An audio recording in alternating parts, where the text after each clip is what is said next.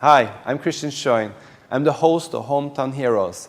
Come and join me to get to know our local heroes and find out why they do what they do and what we can learn from them.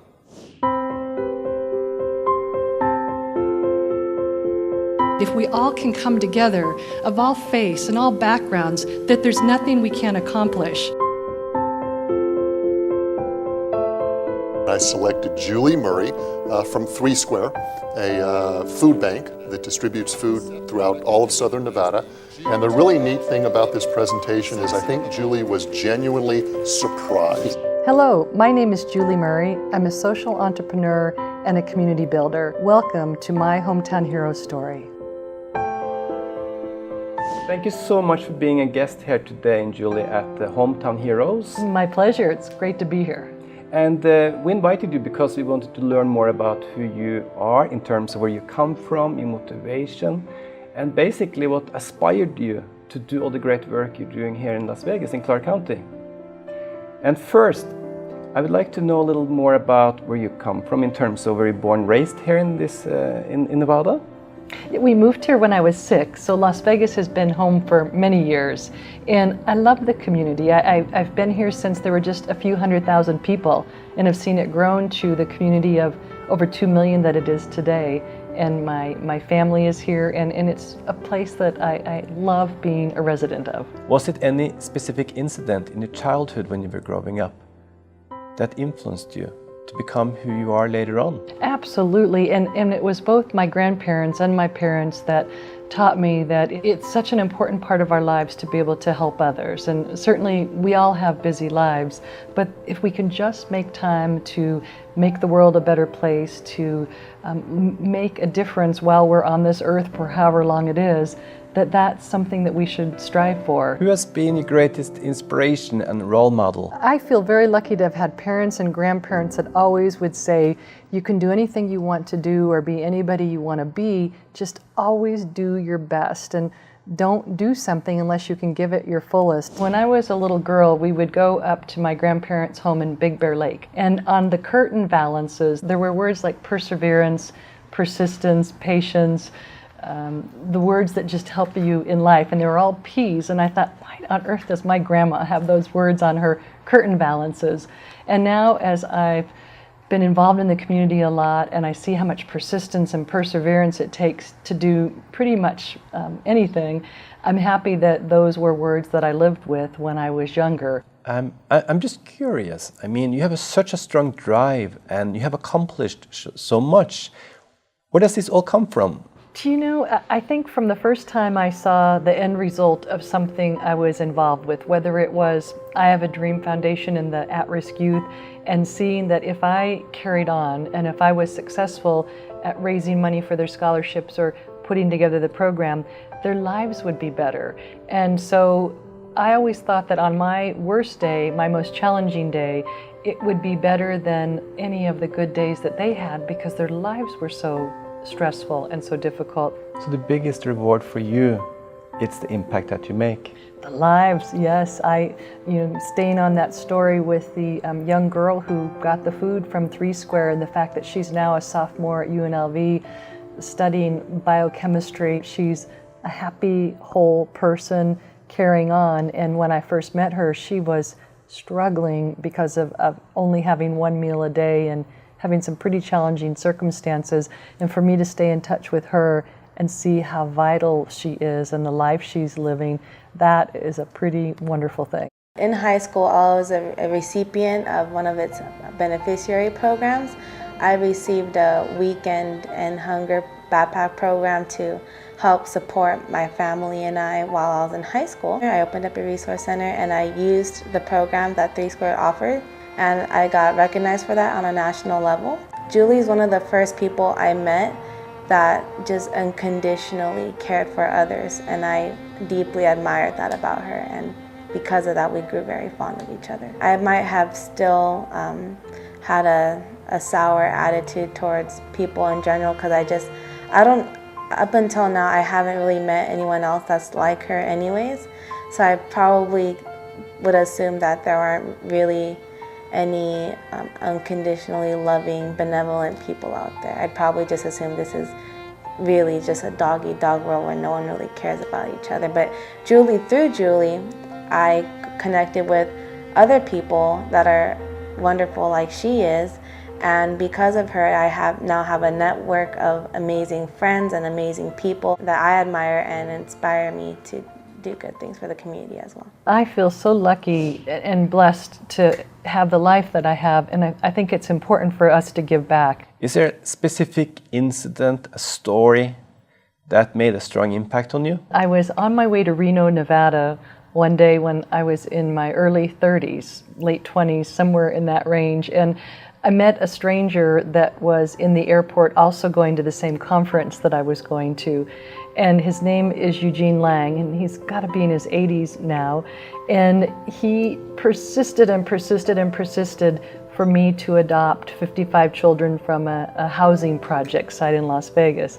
And I hesitated and I didn't want to do it, and I thought my life was overly full, but for whatever reason, he convinced me to do so with a colleague and a friend.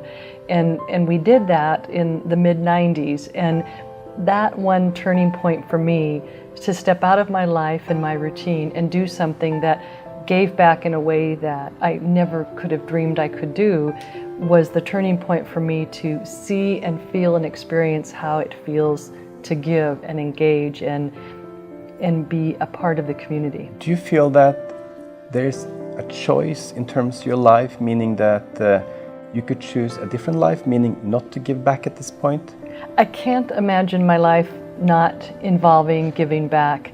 And as I look at some of the things I'm involved with, when I give back and when I am engaged in the community, again, whether it's in hunger or homelessness or at-risk youth, I find that that's when I'm the happiest, that when I'm able to uplift a life, it's one of the best feelings that a person can have, or at least that I can have. One of my most memorable encounters with Julie was about 4 years ago when she made a presentation to the Donald W. Reynolds trustees for a $9 million gift for 3 Square. As most people know who live in Las Vegas who have ever made a presentation to the Reynolds Foundation, it's a vigorous and somewhat nerve-wracking experience.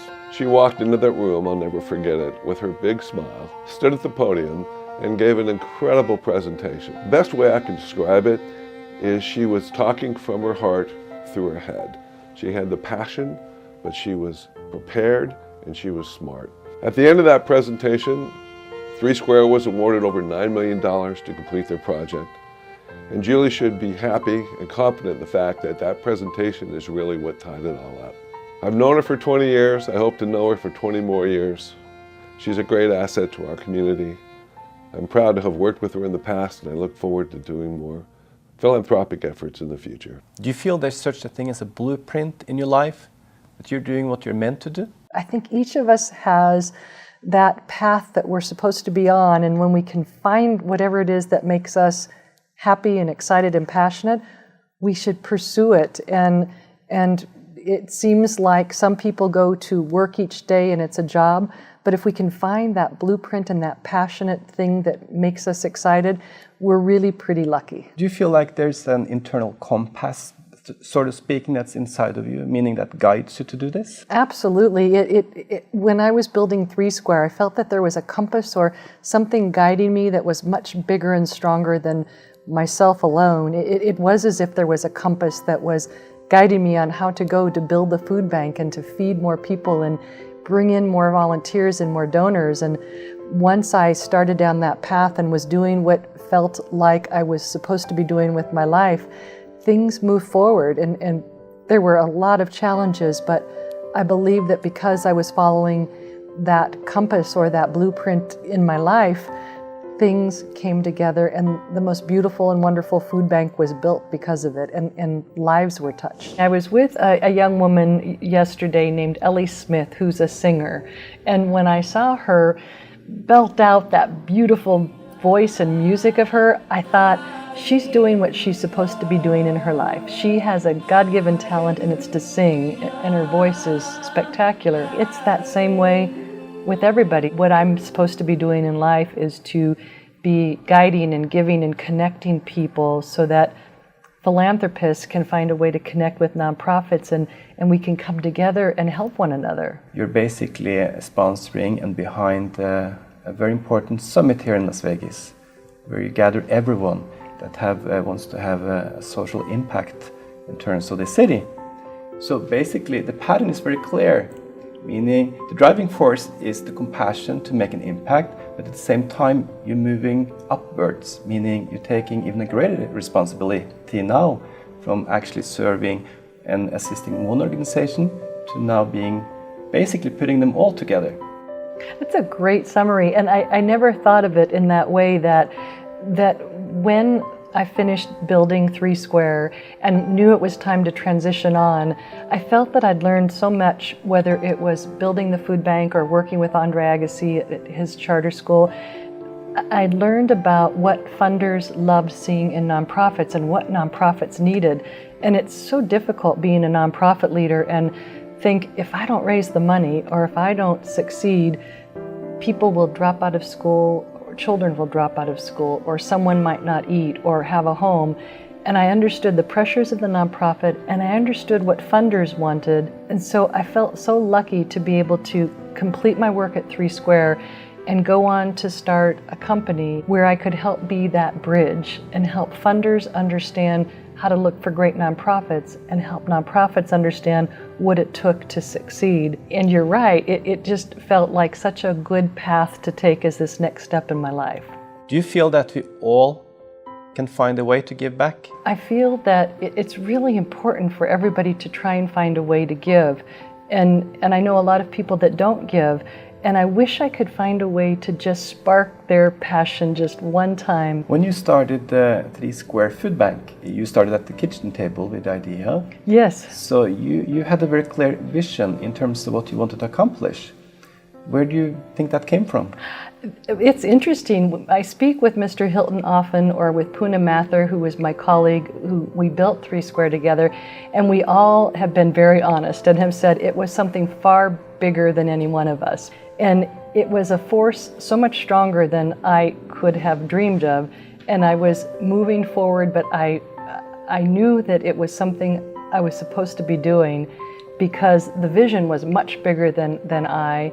And things just moved forward in a way that was undescribable. You're also doing a global summit. We organized a philanthropy summit and brought in the leader of Microsoft's global philanthropy as the keynoter, and we brought in some speakers from Washington, and we mixed philanthropists from different states with our local funders and put together some really interesting roundtable discussions and had about 160 or 70 local funders all come together for a day of just being inspired and hearing stories of what philanthropy can do and what strategic giving can achieve. What kind of legacy would you like to leave behind? One of my favorite stories is the one about Alfred Nobel, who owned the best dynamite and explosive company in Germany in the 1800s. And when his little brother died, and Alfred woke up and read that they erroneously published his obituary, he was able to see the terrible things said about him about being the biggest maker of wartime devices that killed more people than ever before. And he went on then to create the Nobel Peace Prize and create a legacy for himself that he was proud of. We all have just this one shot at life. This is it. We don't have any redos, unlike Alfred, most of the time. But I hope that my legacy is one where I've been known for making a difference in the community. From children to adults, and how you serve as a role model, and how you have already now created a legacy that is going beyond most people's lives. Thank you so much. Christian, it's my pleasure. Thank you very much. Appreciate it. Super lady. You know, she's worked with the Andre Agassi Charitable Foundation. She co-founded the Las Vegas I Have a Dream Foundation. And until recently, she was the president and CEO of 3 Square Food Bank. I hope that I will be known as someone that uplifted the community, that inspired others, and sparked a passion in people. Thank you for joining us. If you are a local hero or you know someone who is, please contact us.